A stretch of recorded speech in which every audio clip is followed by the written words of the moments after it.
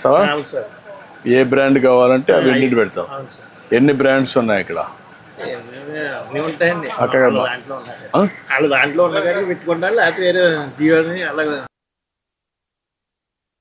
కాదు, నీకు door delivery ఇస్తున్నారు, ఇక్కడికి వస్తున్నారు కదా, ఇస్తున్నారు.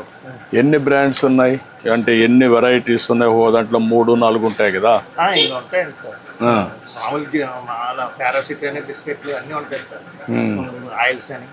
ఇవన్నీ ప్లానోగ్రామ్ కూడా సిస్టమేటిక్గా పెట్టి నేర్చుకోలేదు నువ్వు? ఇంకా నేర్చుకున్నావు, అది కూడా చేస్తే బెటర్ కదా.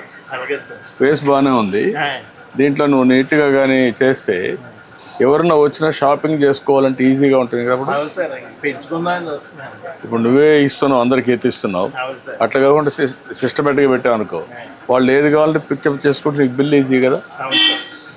మాట్లాడదా ఏంటైనా పసుబాబు? అయ్యా నువ్వేంటి? ఇదిగోండి సామానాలు కొనుక్కుంటా వచ్చానండి అయ్యారు.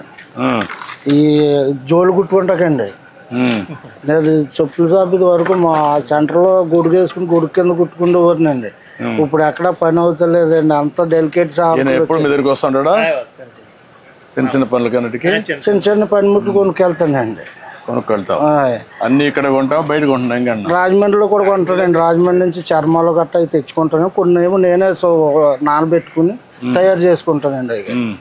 అవి ముందు సున్నంలో పెట్టండి, తర్వాత చెక్కలో నానబెట్టండి, తుమ్మ చెక్క, కరక్కాయ చర్మం, అప్పుడు అందులో నానబెట్టి. ఎన్ని సంవత్సరాలు చేస్తున్నా ఇది? నేను 95లో కానీ చేస్తున్నాను సార్, 1990లో నుంచి. ఇదేనా ఇంకేమైనా చేస్తావా? ఇదేనండి, ఇదేనండి. ఏదన్నా చిన్న చిన్న పనిముట్లు తయారు చేసుకుంటాం, కుట్టుకుంటామండి. సరుకులు తెచ్చుకుని బయట నుంచి అమ్ముకుంటానండి సార్. ఇప్పుడు ఇదంతా డెలికేట్ ఇవి వచ్చేసినాయి కదండి, ప్లాస్టిక్ నిషేధించారు కదండి. ఇప్పుడు ఎక్కువగా జనం దేని మీద పడుతున్నారంటే తడికిలు బుట్టల మీద పడుతున్నారండి. ఆ బుట్టలు తెచ్చుకుని రాజమండ్రిలో ఒకళ్ళు తయారు చేసి ఇస్తారండి మేదర్లో. అవి కూడా అమ్ముతావా? అవి కూడా అమ్ముతానండి సార్. బుట్టలు, ఫ్లవర్స్లో పెట్టుకుంటే ఇవన్నీ కూడా అమ్ముతాను సార్. అక్కడ నుంచి తెచ్చుకుని ఒక 20-30 లాభం చూసుకుని అమ్మేసుకుంటాను. మీ ఊర్లో అమ్ముతావా? మా ఊళ్ళోనండి. నా దగ్గరకు వస్తారండి, ఇంటికి వస్తారండి, ఇంటికి వచ్చి పట్టుకెళ్తారండి. కొంతమంది ఆర్డర్ ఇస్తారండి, జోళ్ళకి ఆర్డర్ ఇస్తారండి. ఆర్డర్ ఇస్తే నేనే తయారు చేసి వాళ్ళకి ఇస్తానండి సార్. డప్పులు కొట్టే వాళ్ళకి ఇది పింఛన్ ఇస్తున్నాం కదా, ఇస్తున్నారండి. ఇప్పుడు ఆ బాబతులోనేనండి అయ్యగారు, ఇది వరకు నాకు 1000 రూపాయలు ఇచ్చారండి మీ పరిపాలనలోనండి. అది ఇప్పుడు 4000 అయిందండి అయ్యగారు. చెప్పులు కుట్టిన కులముట్టి కింద నాకు ఇచ్చారండి మా అయ్యగారు, మీరే ఇచ్చారండి. అది డప్పులు కొట్టే వాళ్ళకి డప్పులు అండి, డప్పులు కొడతానండి. ఇదినండి, ఇది వరకు అంటే చేసుకునేవాడిని అనిపోయినానండి. ఇప్పుడు నేను అనారోగ్యం అయిపోయానండి. వయసు నీకు? నాకు 55 సంవత్సరాలండి అయ్యగారు. నాకంటే చిన్నోడు, 20 ఏళ్ళు. మరి తెగుళ్ళు వచ్చాయి కదండి అయ్యారు, తెగుళ్ళు వచ్చాయి కదండి. ఇప్పుడు కాళ్ళు నొప్పులు అండి, కాళ్ళు నొప్పులు కొని తెచ్చుకున్నావు. కాళ్ళు నొప్పులు అండి. మళ్ళీ అక్కడేమో కిడ్నీలో కొంచెం ఏదో ఫాల్ట్ ఉంది అన్నారండి. మొన్న వెళ్ళి వచ్చాను రాజమండ్రి అండి హాస్పిటల్కి. ఏదో అలాగా జీవనోపాధి అలా కడుక్కుంటున్నాను. ఏం చదువుకున్నావు నువ్వు? నేను 3వ తరగతి చదువుకున్నానండి. రా మీ షాప్ చూద్దారా, కొత్త మాట్లాడుకో. నమస్కారం. డబ్బులు ఎంత ఉన్నాయి గారు? డబ్బులు అండి 80 రూపాయలు.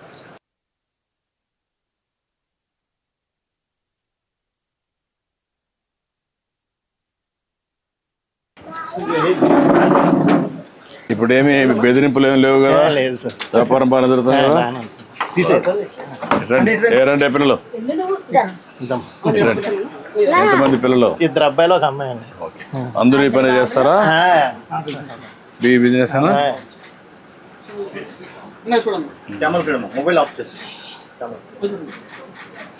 ఓకే అమ్మా, మళ్ళీ ఒకసారి మాట్లాడతా. మంచిదమ్మా తల్లి, థ్యాంక్ యూ అమ్మా. ఓకే అమ్మా, పర్లేదు ఇప్పుడే వచ్చు. లేట్ అయింది, 2 గంటలు లేట్ అయింది. Thank you. Hello, thank you అమ్మా. అబ్బాయి ఇంటర్ చదివాడండి, 22 సంవత్సరాలు. పాపకేమో 25 సంవత్సరాలు అండి. అది పెద్ద అబ్బాయి ఏమో 26 సంవత్సరాలు అని కొద్దిగా అనారోగ్యంగా ఉందండి, చనిపోయాడండి. అతను 2002లో చనిపోయాడండి. పెద్ద అబ్బాయి చనిపోయాడు. పెద్ద అబ్బాయి అండి. రెండో అబ్బాయి ఇంటర్ చదివాడండి. ఏదో ఫ్యాక్టరీలో చేసుకుంటున్నాడండి, ప్రైవేట్గానండి. ఒక 8000 అలాగే ఇస్తున్నారు. లేదండి, 22 సంవత్సరాలు అండి సార్. ఏం చదువుకున్నాడు వాడు?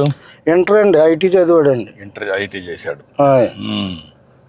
ఇప్పుడు నువ్వు, మీ భార్య, కొడుకు అండి. కూతురు బయట ఉందా? బయట అండి, ఇక్కడేనండి మా ఊరు, మా మేనల్డ్కే చేశానండి. మీ మేనల్లుడికి ఏదో దేవుడు ఇచ్చిన గడి మీ పక్కన కూకుంటాక నేను ఎంత పుణ్యం చేసుకుంటే మీ దగ్గర కూకున్నానండి. లేదు కానీ నేను కూడా నీ విషయాలు తెలుసుకుందామని వచ్చా.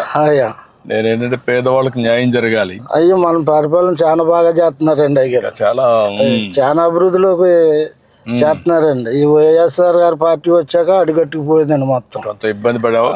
చాలా ఇబ్బంది పడ్డానండి అయ్యారు. అన్ని కరెక్ట్ చేస్తున్నా. ఇప్పుడు మీలాంటి పేదవాళ్ళందరినీ మళ్ళా మెరుగైన జీవన ప్రమాణాలు రావాలి, మీ పరిస్థితులు బాగుపడాలి. అలాగేనండి అయ్యారు, మీరు వస్తేనే మాకు బాగుంటుందండి. ఇంకా చాలా అంటే అండి ఆయన చాలా ఇప్పుడు మీరు ఇచ్చారనండి మీ పరిపాలనలో 2017, 18లో ఇల్లు ఇచ్చారండి.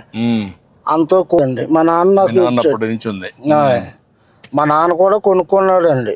మా చిన్నప్పుడు పిల్లలు మొత్తం మేము, మా నాన్నగారికి 2 మగవాళ్ళు 6 ఆడపిల్లలండి. 5 ఆ పెళ్ళిళ్ళు అయిపోయింది మొత్తం అందరికండి. మొత్తం మా సిస్టర్లకి, మా చెల్లెలండి, నేనే పెద్దోండి ఇంటికి. పెద్ద కుటుంబం. వాళ్ళ పిల్లలు ఏం చేస్తారు? వాళ్ళ పిల్లలు చదువుకున్నారండి, కొంతమంది పెళ్ళిళ్ళు అయిపోయినాయండి. మా చెల్లెలు గారి పిల్లలకి మా కుర్రోళ్ళు ఉన్నారంటే వాళ్ళు డ్రైవింగ్ చేసుకుంటారండి. తాటలు గట్ట డ్రైవింగ్, రైతులకి పొలాలు గట్ట దుంతాకండి వెళ్ళి వాళ్ళ పని చేసుకుంటారండి. నీ అభిప్రాయం, ఇన్నేళ్లుగా మీరు నువ్వు పుట్టినప్పుడు మీ పెద్దవాళ్ళందరినీ చూసాం, ఇంకా కూడా ఆర్థికంగా పైకి రాలి, కారణం ఏమంటావు? ఆర్థికంగా అంటే ఏమన్నా సార్, లేకండి ఏదో ఉండి లేక అది తెచ్చుకున్న డబ్బులకే ఆ పూట కొడతాం కష్టం అవుతుందండి. అంటే చదువుకోవాలని కూడా ఎందుకు ఆశ పుట్టడం పిల్లల్లో? పిల్లలకంటే ఇది వరకు అంటే